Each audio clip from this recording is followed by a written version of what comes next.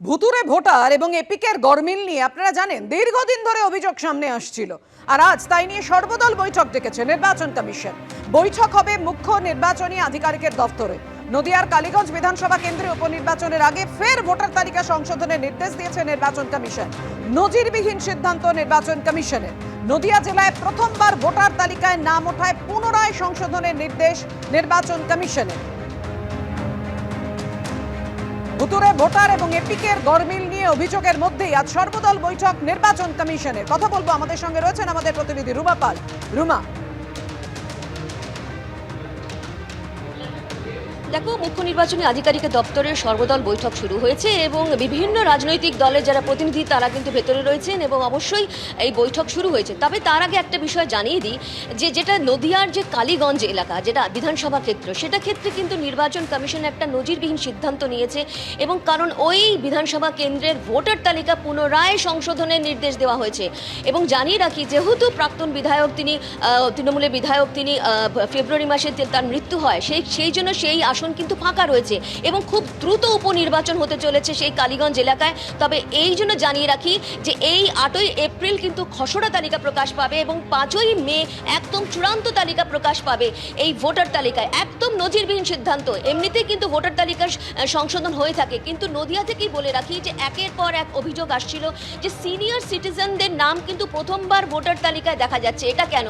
এটা নিয়ে কিন্তু বিরোধীরা প্রশ্ন তুলেছেন এবং নির্বাচন কমিশন এবং মুখ্য নির্বাচনী আধিকারিকের দপ্তরও কিন্তু তারা জানিয়েছেন। সেক্ষেত্রে কিন্তু জানিয়ে রাখি, নির্বাচন কমিশন নজিরবিহীন সিদ্ধান্ত নিয়েছে।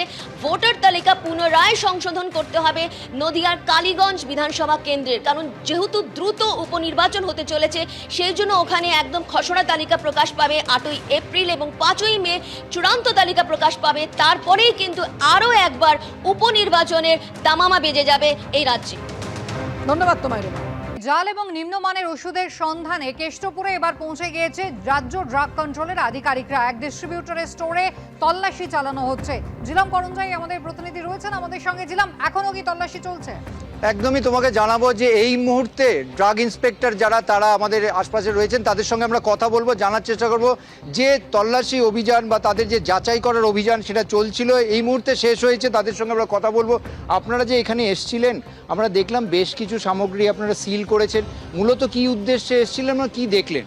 দেখুন, আমাদের 300টা ব্র্যান্ডেড প্রোডাক্ট যেটা কোম্পানি থেকে কিউআর কোড দেওয়ার কথা বলা হয়েছে, সেগুলোর মানে জাল কি জাল না সেটা বোঝার জন্য ম্যানুফ্যাকচারার এন্ডে টেস্টিং হয়। আর সেকেন্ডলি যদি আমরা সাসপেক্ট করি, আমরা আমাদের স্টেট ড্রাগ কন্ট্রোলের ল্যাবরেটরিতে আমরা টেস্টিং করি। তার আগে কিন্তু কিছু বোঝা যায় না। এখানে কি করলেন? এবার বাগড়ি মার্কেটে আমরা একটা O2 পেয়েছিলাম, যার কিউআর কোড স্ক্যান করে কিছু পাইনি, ইনফরমেশন আসছিল না। সেই O2 এখান থেকে সাপ্লাই হয়েছিল, সেই কারণে আমরা এখানে ওই O2-র খোঁজে এসেছিলাম। O2টা ওনাদের এখন স্টক নীল হয়ে গেছে। বাকি দুটো প্রোডাক্ট আমরা পেয়েছি যারও সেম কিউআর কোডে আমরা কোনো ইনফরমেশন পাচ্ছি না। সেগুলো আমরা আপাতত ওনাকে বলেছি উনি কোথাও দিতে পারবেন না, আমরা সিল করে ফ্রিজ করে দিয়েছি অ্যাকচুয়ালি। বুঝতে পেরেছেন? মানে এখনই কিন্তু শুধু সাসপেক্ট করা হচ্ছে যে হয়তো কিউআর কোডে যখন ইনফরমেশন আসছে না, হতে পারে যায়। কোন কোন ব্র্যান্ডের আপনারা পেয়েছেন? আমরা পেয়েছি ডক্টর রেড্ডিজের একটা পেয়েছি, আর আমরা পেয়েছি হচ্ছে আমার ম্যানুফ্যাকচারার আলাদা, মার্কেটের বাই ডক্টর রেড্ডিজ।